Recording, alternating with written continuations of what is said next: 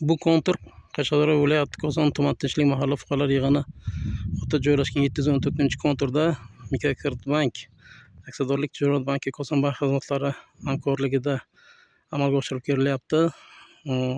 Bu yerda tarvuz mahsulotlari ekilgan. Bu yer umumiy yer maydoni 19 gektarni tashkil etadi. Bu konturning uzunligi 580-320 metr kvadratni tashkil qiladi.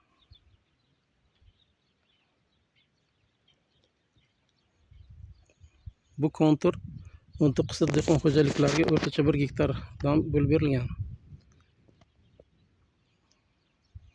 Bu yerda ekilgan tarvuz mahsulotlari 90 kun ichida parvarishlangan va sug'orilib kelingan. Hozirgi kunda tarvuz mahsulotlari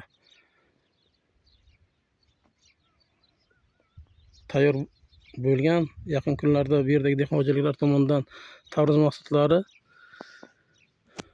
terib olinishi va sotilishi rejalashtirilgan. Bu yerdagi loyihani samarali amalga oshirish uchun Ibrohim daromad ishlab chiqarish kooperativi biriktirib berilgan.